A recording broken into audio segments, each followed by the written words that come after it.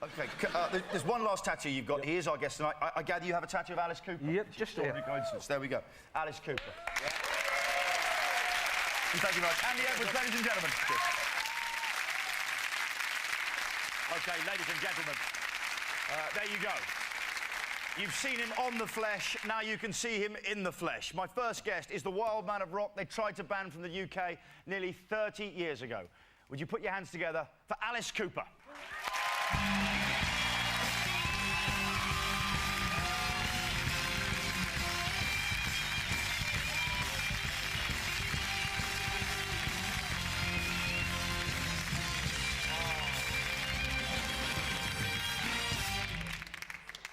Rock. I feel so bad. I don't have a tattoo of him.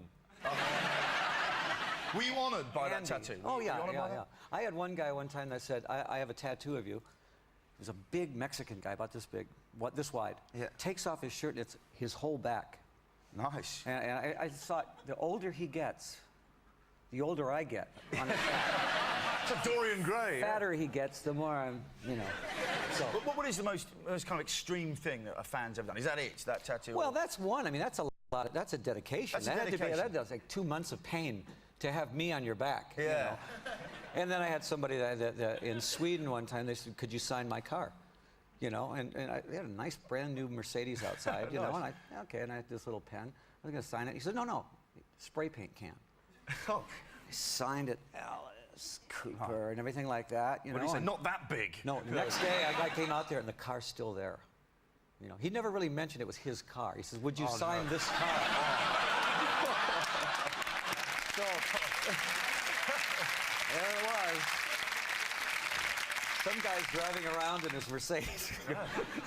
Salvador Dali actually did a hologram of your brain. Yes, it had ants on it, and it had a chocolate eclair coming down the back. And I worked with him on a thing. It was his first moving hologram. It was you could see through it in the whole thing. So it was a 3-day project with Salvador Dali, and I didn't understand a word he said for 3 days. He was so bizarre. I was going to say, but Salvador Dali calling you up at that stage to ask to do a hologram of your brain, that's got to be one of Earth's weirdest phone calls. Yes, it really is. I think people find it sometimes quite difficult to separate, you know, you from this character, Alice Cooper. So the character was so unbelievable, but so believable. He was a character that was like, he was the anti-rock star. There were so many heroes out there. You know, there were Paul McCartney and all your great rock heroes. I said, where are the villains? You know, you have a lot of Peter Pans, you have no Captain Hooks. So I'd be gladly be Captain Hook. I mean, and Alice had a certain amount of horror and comedy involved that people enjoyed. It started off just as the name of your band, and then you gradually just became this Alice... It just became more bizarre and more bizarre. And I always got... You know, I'll tell you the truth. The British got the joke before the Americans did. Of course we did. You know, it's true. We came over here and they totally understood that it was scary for a second, and then you got a good laugh out of it. The Americans, you know, I mean, they almost took us to court, you know. But actually, we nearly didn't let you in at one stage. That's right. But I tell you what I want to ask you. What is just... I don't know why, I just find it funny, the idea of Alice Cooper just doing normal things. It's obviously something they did in, you know, kind of Wayne's World, the idea of you just being a normal guy. What is a normal day for you? Well, I mean, I'm a dad. I've been married 25 years to the same girl. I've got 3 kids. And, I mean, I'm dad.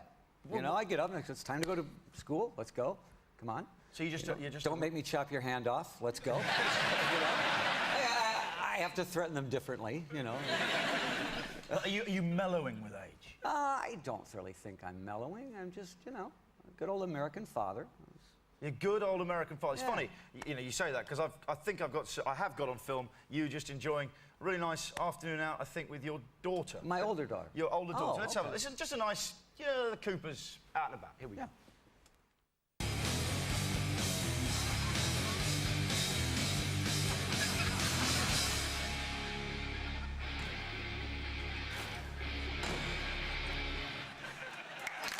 Lovely.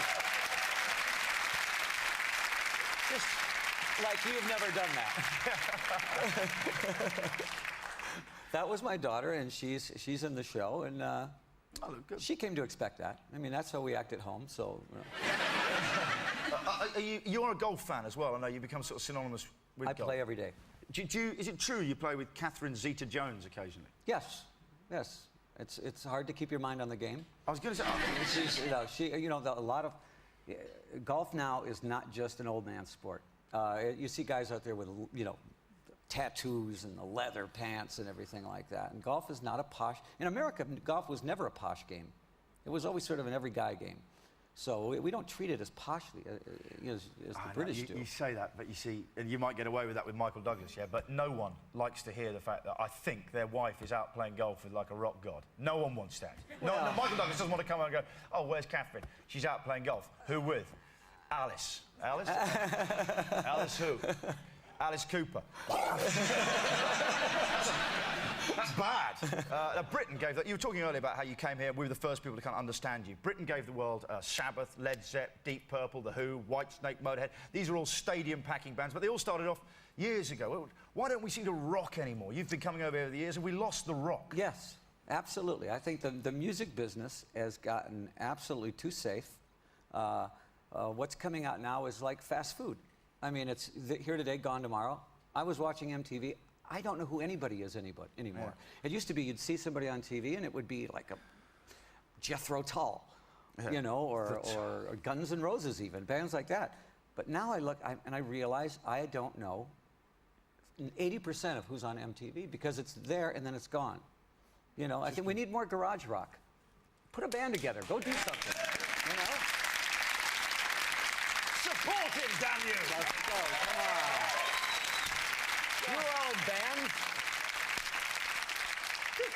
See, when I was a kid, everybody wanted to be the Rolling Stones. Now we just don't rock you want to. What would be your opinion, say, on Britney Spears?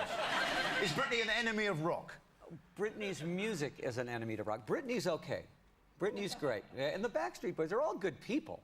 It's just that the music that they stand for is absolutely non-rock. I don't know why it's on the same station as what we play. Yeah. A lot of it is shit.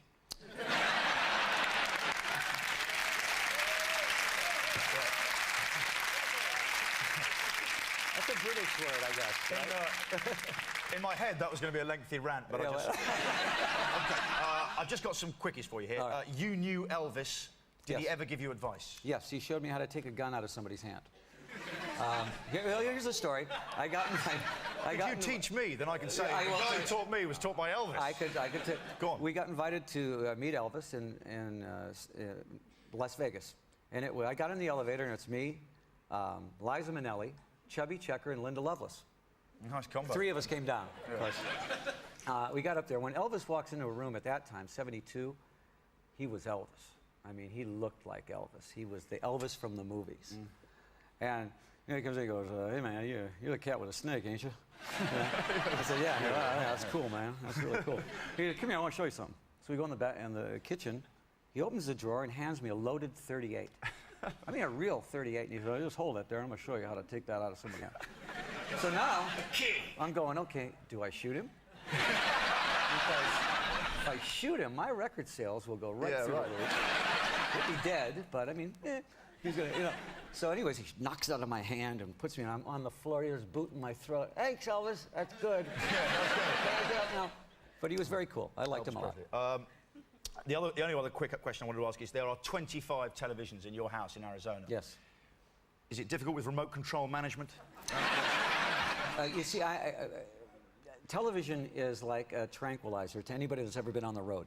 And when you walk into a holiday and you turn on television, because you spend so much time on the road, television is nothing more than interference, just something. It's a tranquilizer. It's a tranquilizer.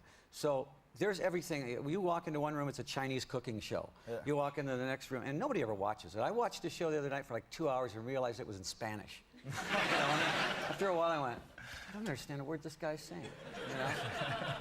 But again, it's I'm like a tranquilizer. It is. Okay, and finally, Alice, that is enough about you. Just tell us a little bit. That's enough about you. Just tell us a little bit about who you're going to be tonight. Well, I gave it a lot of thought, She's a hairdresser. She loves her job. She's at the height of her profession. And she's always got some time for the pensioners. Alice, tell us who you're going to be. I'm going to be Judy Smith from Rochdale. Alice Cooper, ladies and gentlemen.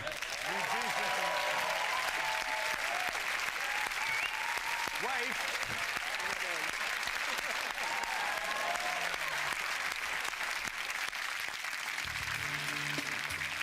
Sorry I'm late. Traffic was murder. So did you see EastEnders last night? I did actually. I like that show. It's violent. Oops, oops. Oh, my bracelet got caught in your hair. Sorry about that. Quite Oh, I better take that off. There's little pieces of it left in there. I hope you don't mind. Oh, I don't know. Something wild and frivolous. We're going to need a blowtorch and some Valium over here. I think that finishes it up. What do you think? Well, nothing's really changed. It's minimalist, but I think I've captured something that you missed with it.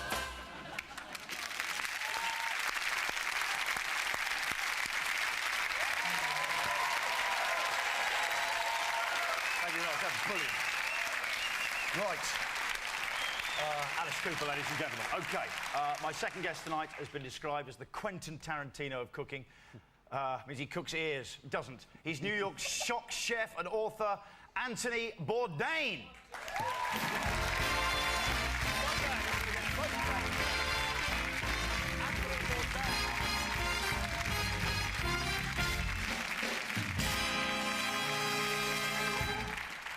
Anthony Bourdain. Now, you started as a jobbing chef. What kind of joints were you working in when you started off? Every kind of place from high-end restaurants to, knucklehead lunch counters, mob-run chicken joints. A long, bumpy, and not particularly distinguished career until recently. Okay, so how did you break out of that? I wrote a really obnoxious, over-testosterone memoir, deranged rant about my life in the restaurant business that got a lot of people upset, and it was a nice score for me.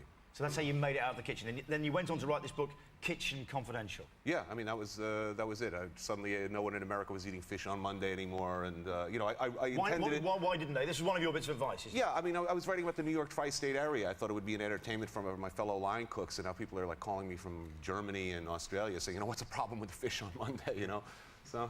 What is the problem with fish on Monday? Well, Can you give us these? You're less likely. Markets are closed in a lot of places over the weekend, so you're more than likely. A lot of fish purveyors like to unload their nasty stuff that they have left over from the weekend, and lazy chefs, of course, they have stuff kicking around that they like to unload as well.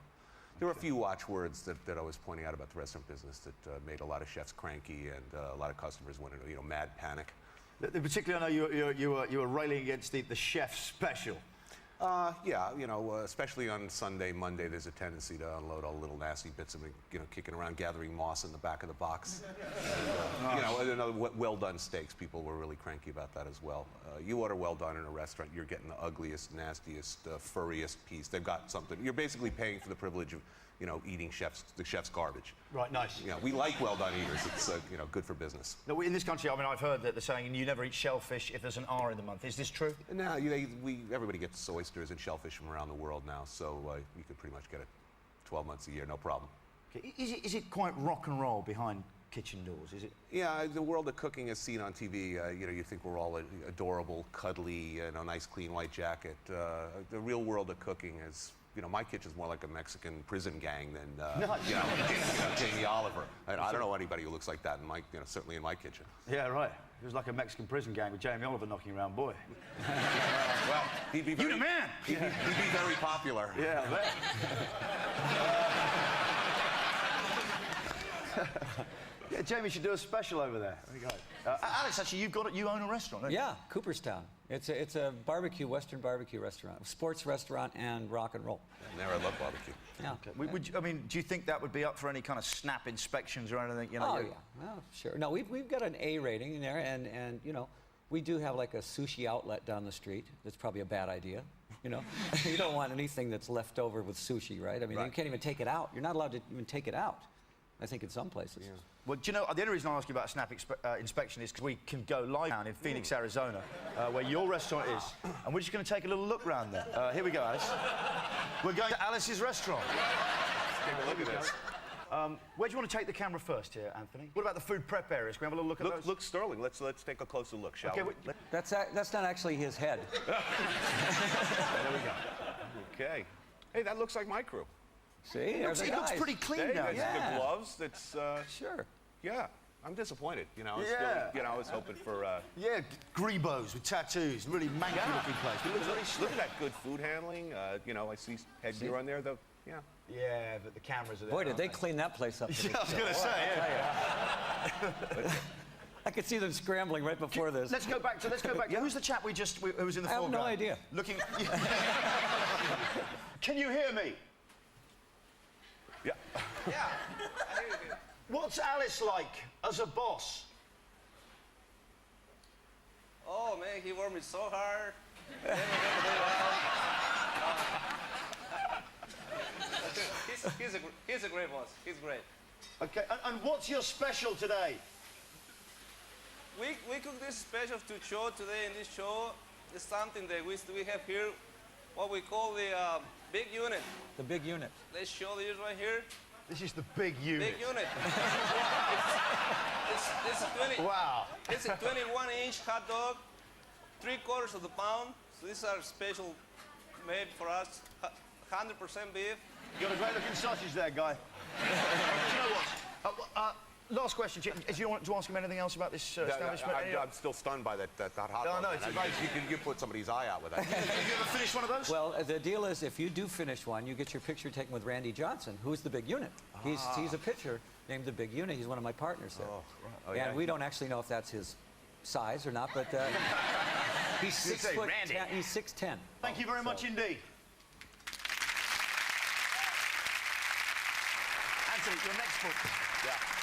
It's an answer to something I've always said. But when people say, what's the best meal you ever have? And I don't know if you agree with me in the audience, but when people do say to you, what's the best meal you've ever had? It never is like the best restaurant you've ever been to. It's always... Yeah, it has a lot to do with, for me, what's playing on the radio, who are you eating with, how many beers have you had, is there sand between your toes? Those things go a long way to improving the meal. And if you ask chefs a lot of the time, they're going to want something really simple. For me, the perfect meal is very rarely sitting bolt upright in a fancy restaurant with some snooty French guy making you feel like a worm. I don't need that. And yeah, exactly. Yeah. Who does? Yeah. They like Jerry Lewis. Yeah. Your book, yeah. Yeah, they do like Jerry Lewis. Yeah. I've never... Yeah. So, and they try to make us feel bad. Yeah. Please. Anyway, in your book, Cook's Tour, you take this tour around the world, Yeah. and you're looking at some of the extraordinary kind of meals that can be had at these kind of far-flung places. What were some of the more extraordinary? Well, as I said, I put a nice score down with this book, and I figured I'm in a position to eat my way around the world and have adventures. And I guess the most lurid, disturbing thing I had was I ate the live beating heart of a cobra in Vietnam, still beating. They zip it out right at the table. They bring the cobra right by the table. They let them sort of hiss and strike at your face a little bit, which is okay, but truthfully, my waiter, cobra handler, had like a big bandage on his hand, which was not filling me with confidence. I could describe it's like an oyster, a really angry, pissed off oyster. Are you a fan of vegetarians? Worst meal I've ever had in my life. I've eaten with the Khmer Rouge in Cambodia, and I've eaten a vegan potluck dinner in Berkeley, and given a choice between repeating the two, I'm eating with the Khmer Rouge. Okay. Listen, that is all we've got time for tonight. There is just time to look at tomorrow's newspaper barcodes. The Times go with 977 014 00464 28. The Mail goes with 0770 30 77 525. And the Star goes with 36 24 36. Just enough time to say thanks to tonight's guest, Alice Cooper, ladies and gentlemen, and the wonderful Anthony Bourdain. Tomorrow, I'm joined by Alanis Morissette and Jimmy Nesbitt. I'll see you then. Good night. Thank you for watching. Take it away, guys.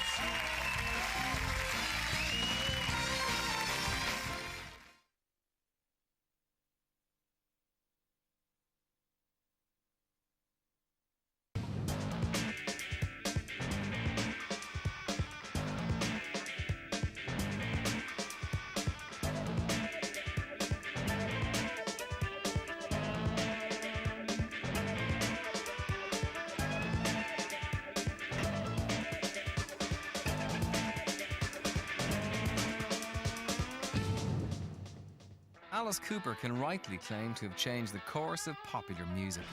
Prior to his arrival in 1971, America was in the cozy grip of the post-60s love-in. Then I'm 18 became a hit. He smells like teen spirit of its day, and a generation turned from daydream believers into their parents' worst walking nightmares. Two incendiary albums, School's Out and $1 Million Babies, propelled Alice on a career that would shock America. But it was the stage show that did the real damage. Half theatre, half rock and roll, and 100% bigger than life, Alice Cooper concerts kicked open doors through which future performers would flood. People like Kiss, Marilyn Manson, David Bowie, the New York Dolls, Guns N' Roses, and of course the entire punk rock movement. Johnny Lydon even auditioned for the Sex Pistols by miming to an Alice Cooper song. His journey into music started in Phoenix at the Cortez High School, where Vincent Furnier was a good student and an excellent athlete. I was Ferris Bueller. When I saw that movie, I said, this is my life story right here. I had everybody in the school covering for me on everything I did. Nobody would beat me up, because if a guy was mad at